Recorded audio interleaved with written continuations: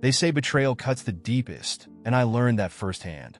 My life seemed perfect, a loving wife, a bright future, and a bond that I thought was unbreakable. But everything changed during one vacation, a trip meant to strengthen us that instead shattered everything.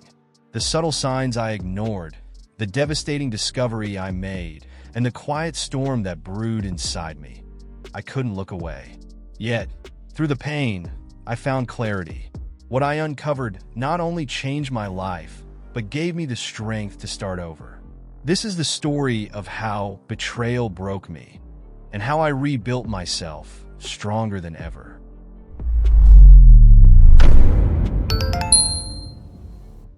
"10 years of marriage. That's how long Sarah and I had been together, building what everyone else called the perfect life. As a contractor, I brought home stability. Sarah, with her dedication as a teacher, brought warmth. Together, we dreamed of starting a family, someday soon. It was comforting, even idyllic, as we packed our bags for our annual escape to the Bahamas. These trips were our way of reconnecting, of reminding ourselves why we chose each other. And this year, with the soft promise of a new chapter on the horizon, everything seemed just right. Or so I thought. The anticipation was palpable as we boarded the plane, her laughter echoing like a melody. I couldn't help but think about how far we'd come from those simpler, younger days. We weren't just Carl and Sarah anymore. We were a team. Every part of our life felt like a shared victory. Yet, as I settled into my seat, an odd pang of doubt crept into my mind, a fleeting moment of unease that I quickly dismissed. Was I just nervous about the changes ahead? I didn't want to ruin this trip with baseless worries. Vacation mode. That's what I called it whenever we landed in a paradise like this. Sarah had that glow about her, the kind of lightness that made everything feel surreal. We were holding hands, laughing at silly jokes, sipping on those ridiculous coconut drinks. But something kept tugging at the corner of my mind. Maybe it was the way her eyes seemed to linger elsewhere, or how her phone became her constant companion. I wasn't sure yet, but I told myself it was nothing. After all, this was us.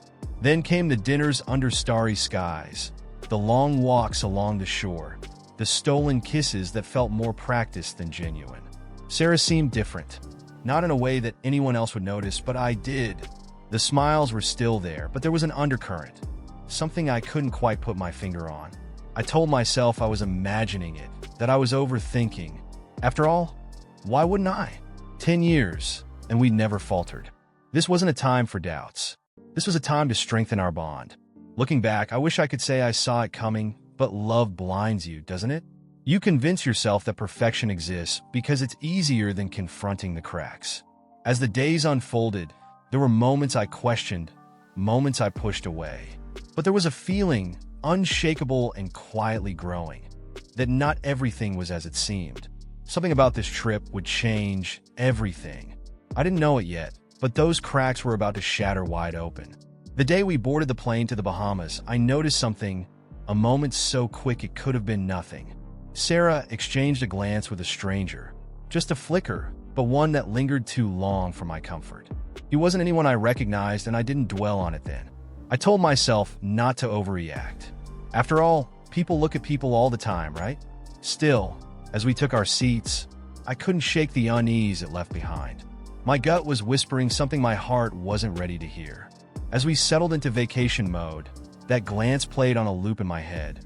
Maybe it was paranoia, or maybe it was the way Sarah suddenly seemed distracted. Her laugh still rang out, but it felt misplaced, distant.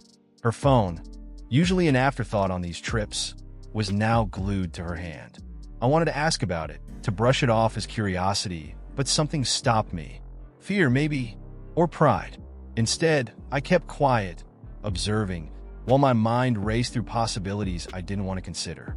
The first real crack appeared during a dinner at the resort. Sarah excused herself, leaving her phone on the table. My eyes drifted to the screen, where a name popped up: Antonio. It was just a notification, probably innocent. But Antonio wasn't a name I knew, at least not in her world. My chest tightened as questions spiraled. Who was Antonio? And why hadn't she mentioned him before? I wanted to ask her right then, but I swallowed the urge. convincing myself there was a reasonable explanation. There had to be. The days went by, and the signs became harder to ignore. Sarah's sudden bursts of laughter while scrolling her phone, her secretive whispers when she thought I wasn't looking, even her casual indifference when I tried to plan activities for the two of us. It wasn't like her, not the Sarah I'd built a life with. I tried to push the thoughts away, to salvage the trip, but every small detail felt like a jab, each one digging a little deeper into my peace of mind. I couldn't unsee it anymore. By the end of the week, I was sure of one thing. There was a distance between us that hadn't been there before. It was like I was standing on the outside of something I didn't understand, watching her smile at me while her mind was somewhere else. The pieces weren't adding up, but I didn't know how to piece them together just yet. What I did know was this. The man she exchanged that glance with wasn't just a stranger. He was part of something bigger, something I wasn't ready to face. It was late one night, long after Sarah had fallen asleep. The sound of the waves outside our room was hypnotic, but I couldn't focus on anything except her phone, glowing faintly on the bedside table. My heart raced as I reached for it. This wasn't me. I wasn't the kind of man who snooped. But the unanswered questions were too loud to ignore. As I unlocked the screen, my stomach twisted. There in plain sight were the messages. Antonio. His name wasn't just a passing thought anymore. It was everywhere. The texts weren't vague. They were detailed, calculated, and undeniable. Every word between Sarah and Antonio was like a punch to the gut. They had planned this. The Bahamas wasn't just our sanctuary. It was their cover. My hands trembled as I scrolled through conversations that shattered everything I thought I knew. "I'll meet you by the pool tomorrow," one message read. "He'll be busy with his meetings," said another. Meetings? I wasn't here for work, but they clearly had assumed I'd stay distracted. My world tilted. I couldn't breathe. The betrayal wasn't just a momentary lapse. It was deliberate, a fully orchestrated betrayal. My mind raced as I pieced together the days, realizing how blind I'd been. The quiet conversations, the convenient absences, the sudden affection that felt more like guilt. Sarah wasn't the woman I thought she was, and Antonio wasn't just a name on a screen.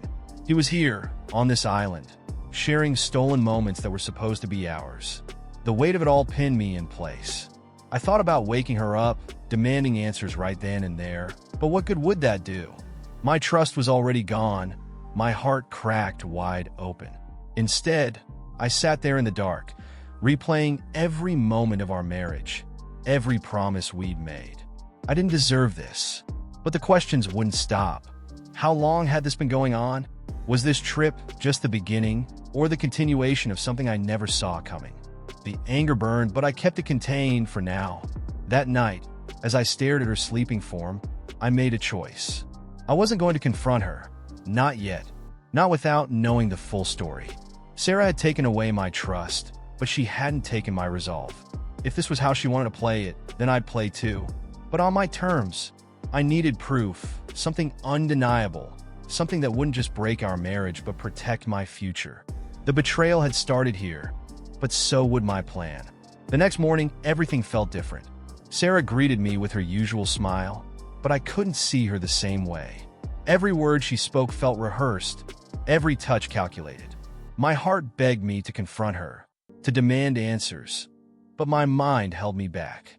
If I wanted to walk away from this with my dignity, and perhaps a shred of justice, I needed more than anger. I needed clarity, evidence, and a plan. So, I smiled back, pretending that nothing had changed. Each moment with her became an act, a performance I wasn't prepared for, but knew I had to master. I watched her carefully now, not out of love, but out of necessity. Her quick trips to the spa and long walks to clear her head became windows of opportunity for me. If she wanted to create a facade, I would let her. But this time, I would play the silent observer, taking note of everything she tried to hide. The cracks in her story grew wider with every lie. I started gathering proof in secret. Her phone became my starting point, with screenshots of every text between her and Antonio. I recorded timestamps, mapped out their rendezvous, and pieced together the life they thought they were living in the shadows. There were moments I wanted to scream, Moments I nearly threw my phone across the room, but the thought of walking away with nothing kept me grounded. This wasn't just about betrayal anymore. It was about taking control of the narrative they'd stolen from me. Pretending to be oblivious was exhausting, but it worked. Sarah seemed more at ease, unaware that I'd started documenting every step she took. I followed her movements carefully, my mind racing with questions. How long had she been doing this? Did Antonio know about me, or worse, did he think I was a fool? The answers would come soon enough. For now, I needed to keep the mask on, no matter how much it burned. The plan wasn't perfect yet, but it was starting to take shape. As we walked hand in hand along the beach that evening, Sarah laughed at some joke she made, her voice as light as the breeze. I looked at her, searching for the woman I once loved, and found nothing but a stranger. Still, I played along, knowing my next steps would require patience. I couldn't afford to rush. Whatever this was between her and Antonio, it had roots, and like any strong foundation, it would take precision to tear it down. The facade started to crack, not mine, but hers. Sarah became unpredictable, her demeanor shifting between affection and avoidance. At first, I thought she might suspect something, but then came her attempts to control the situation. One morning, after I mentioned needing to catch up on some work emails, she offered me a drink, a strong one, laced with something that made my mind foggy and my body heavy. My instincts screamed at me to fight it, but I played along. If this was her way of buying time with Antonio, I needed to know what she was hiding. That night, I feigned sleep, my breathing steady and slow. As I lay there, I heard the shuffle of Sarah's steps and the soft click of the door. She was slipping out again, confident I wouldn't follow. Little did she know, I had anticipated this. I waited, counting down the seconds, then rose quietly. My head still felt clouded from whatever she'd given me, but adrenaline surged as I followed her at a distance. She led me straight to him, Antonio. My suspicions were no longer just a theory. They were undeniable. Confronting them then, and there would have been satisfying, but it wasn't enough. I needed something stronger than my word against hers. From a shadowed corner, I pulled out my phone and began recording. Sarah's laughter rang through the night as she leaned into Antonio, their whispers too soft to catch, but their intentions unmistakable. Every frame I captured was another piece of evidence, a shield for the battle I knew was coming. My chest ached with every second I watched, but I didn't look away. I couldn't afford to. The next few days were a game of endurance. Sarah continued to play the loving wife, and I matched her every step. But the energy it took to hold back my anger was draining. She tried to corner me with questions, subtle prods to see if I was onto her. I deflected, pretending to be oblivious. It was almost laughable, the lengths she went to maintain her double life. Almost. What kept me going was the knowledge that her web of lies was unraveling, thread by thread, with every move she made. Eventually, Sarah realized her attempts to manipulate me weren't working. I caught her watching me, studying my reactions, as if trying to figure out what had changed. But she couldn't see it, the quiet storm brewing beneath my calm exterior. I had all the proof I needed now, but something held me back. Maybe it was the lingering question of why. Or maybe, deep down, I wanted her to know I wasn't just a victim in her game. The next move would be mine, and it would be decisive. I woke up the next morning with a sense of clarity I hadn't felt in days. The betrayal still stung, but it was no longer paralyzing. If anything, it fueled me. I wasn't just a man hurt by his wife's deceit anymore. I was a man on a mission. Every step I took that day felt deliberate, every word calculated. Sarah thought she still had control of the narrative, but little did she know, I was already several steps ahead. My phone, now brimming with screenshots, recordings, and time-stamped notes, had become my weapon. With each piece of evidence I gathered, I felt my resolve strengthen. Sarah's whispers to Antonio, their secret meetings, the lengths they'd gone to keep me in the dark. It was all there, laid out like a puzzle I had painstakingly completed. I reviewed everything obsessively, making sure there wasn't a single hole in my case. I wasn't doing this just for revenge. I was doing it for closure, for the clean break I knew I deserved. Still, the thought of exposing them made my heart race, half in dread, half in anticipation. As the days passed, I kept my routine as normal as possible, knowing I couldn't afford to tip my hand. Sarah, oblivious to my newfound purpose, continued her charade. But her moments of guilt were slipping through the cracks. Her forced smiles, her overly affectionate gestures, they were almost insulting now. I wanted to scream, to let her know I wasn't fooled, but I held back. My focus wasn't on her anymore. It was on the endgame. She had underestimated me, and I intended to make sure she regretted it. The hardest part wasn't gathering the evidence. It was facing the reality of what it meant. I spent hours alone, replaying memories of our life together, wondering how we had ended up here. Love, I realized, wasn't always enough. And trust? Once it's gone, there's no getting it back. The more I prepared for the inevitable confrontation, the more I accepted that this was the end of us. The Carl who had boarded this trip with dreams of a family was gone. What remained was someone who refused to be a victim. One night, as Sarah slept beside me, I scrolled through my evidence one last time. Each piece told a story of betrayal, but together, they told mine, a story of resilience and strength. I knew what I had to do next. There would be no shouting matches, no dramatic accusations, just a simple, calculated plan that would expose the truth and free me from this nightmare. Sarah and Antonio had built a world on lies, but I would be the one to bring it crashing down. When the plane touched down back home, the weight of the trip didn't lift, it grew heavier. The house felt colder, emptier, as if it already knew what was coming. Sarah walked in first, her voice light as she talked about unpacking, about ordering takeout, about resuming life as if nothing had happened. I played along, nodding where I should, laughing where it felt appropriate. But in my mind, I was already dismantling the life we'd built together. Piece by piece, I was preparing to make my move. The house wasn't just our home anymore. It was my canvas. I began making subtle changes, moving things around, taking control of the space we had once shared. Every corner became a silent declaration of the life I was reclaiming.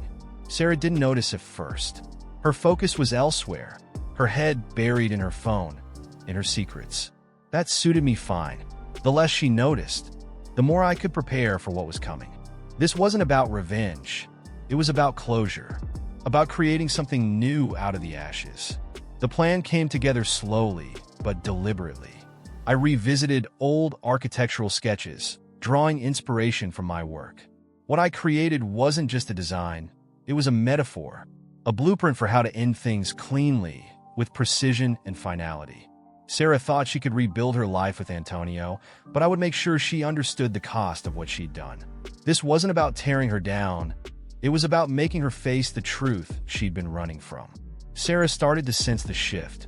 She'd catch me staring too long, or avoiding her touch. "Is everything okay?" she asked one night, her voice dripping with forced concern. I smiled, the kind of smile that doesn't reach your eyes, and told her everything was fine. But the way she lingered, watching me, made it clear she didn't believe me. The tension between us grew thicker by the day, unspoken, but undeniable. She could feel the end coming, even if she didn't understand how close it was. By the time the final details were in place, I was ready. The house, once a symbol of our life together, was now something entirely different. It stood as a testament to my resilience, a declaration that I wouldn't be broken. Sarah, oblivious to the changes I'd made, continued her routines, unaware of the storm about to hit. The confrontation wasn't just inevitable, it was imminent. And this time, there would be no room for denial. It was the kind of phone call you don't expect, not after everything that had already unfolded. Sarah called me, her voice trembling, wavering between desperation and hope. She had news. She was pregnant. My heart froze, caught somewhere between disbelief and fury. How could she say this to me now? Did she expect this announcement to somehow mend a shattered trust between us? Still, I forced myself to stay calm, to think logically. A pregnancy wasn't just news. It was a loose thread that needed clarity. Her words played on a loop in my head, each syllable weighed down with implications I couldn't ignore. The timeline didn't add up. Or maybe it did, but not in the way Sarah hoped I'd believe. My suspicions weren't just lingering shadows anymore. They were fully formed doubts. I agreed to meet her, to talk through this next chapter she was so eager to discuss. But behind my neutral expression, I had already made my decision. A DNA test wasn't a suggestion. It was a necessity. The day I handed her the test request, Sarah's face shifted, a flicker of something raw passing over her features before she masked it with indignation.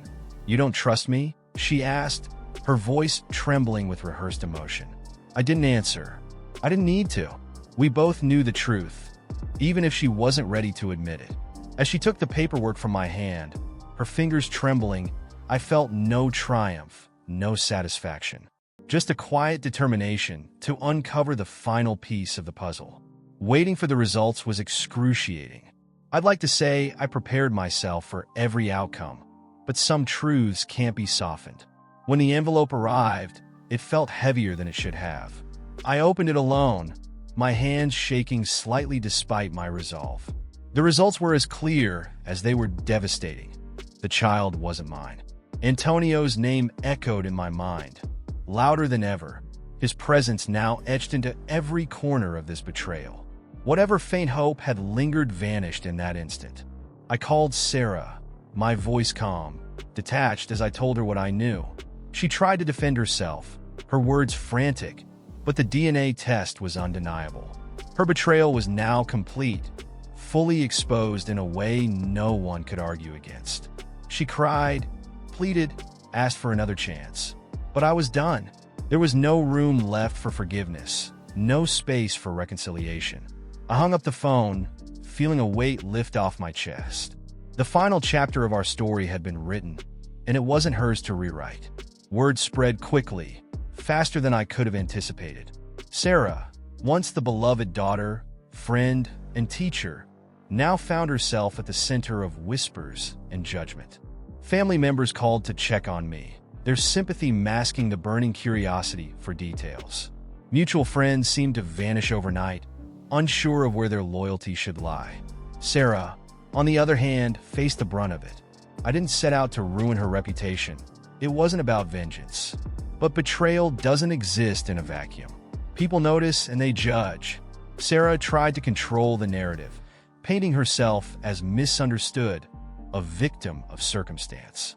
She claimed a relationship with Antonio had been a mistake, something she hadn't intended to escalate. But the DNA test was a truth she couldn't spin. The few who rallied around her seemed uncomfortable, their support strained. For me, the reactions were mixed. Some admired how I handled it. Quiet, composed, deliberate. Others questioned why I hadn't fought harder to save our marriage. But honestly, their opinions didn't matter. Her family reached out to me, caught between guilt and anger. They apologized on her behalf, as if their words could undo what had been done. I listened politely, letting them say what they needed to say, but my focus wasn't on the past anymore. I had my life to rebuild, and their feelings weren't my responsibility.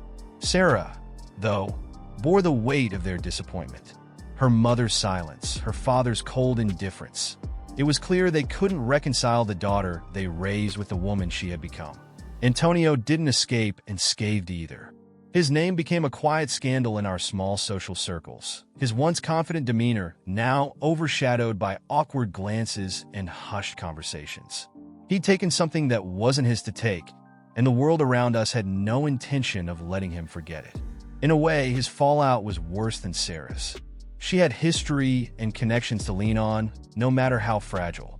He was just a name on a screen, a stranger who stepped into a story he had no right to disrupt. As for me, I stayed quiet. I wasn't interested in fueling the drama or seeking validation from others.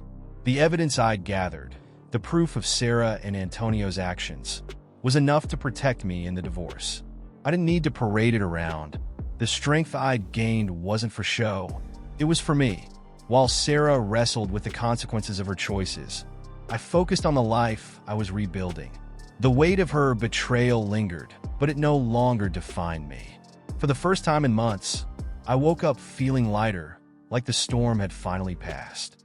The house, once a battleground of broken trust and buried resentment, was now a blank canvas.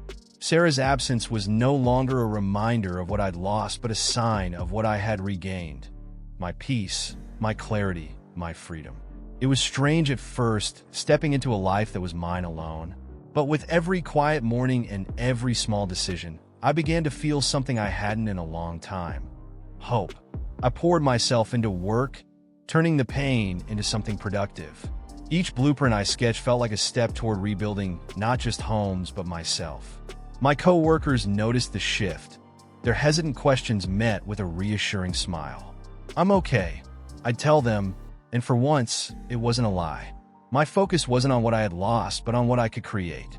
The life I'd envisioned with Sarah was gone, but that didn't mean my dreams had to disappear too. They just needed to change. Socially, things shifted too. Old friends who had distanced themselves began to return, their support genuine now that the dust had settled. Some offered advice, others just a listening ear. I took it all in, grateful for their presence, but careful to rely on myself first. Trust, I realized, was something to be earned, even with the people who'd stood by me. Slowly but surely, I built a new circle, one that didn't come with the shadows of betrayal. Even as life moved forward, the lessons of the past stayed with me. Sarah's betrayal wasn't just a story of heartbreak, it was a turning point. It taught me the value of boundaries, of self-respect, of paying attention to the signs I once ignored. I wasn't bitter anymore, though the scars remained. Instead, I was determined to never lose myself in someone else's story again. My life was mine to write, and I was finally ready to hold the pen. On a quiet Sunday morning, as the sunlight poured into my living room, I realized I wasn't just surviving, I was thriving. The anger and sadness had given way to something much stronger: resilience. Sarah and Antonio were now just characters in a chapter one had finished reading. My story wasn't perfect, but it was mine, and it was moving forward. I didn't know what the next page would bring, but for the first time in a long time, I couldn't wait to find out. Keep watching our stories by clicking on one of the videos that appear on the screen, and don't forget to subscribe to the channel and turn on notifications to be alerted about new videos. See you next time.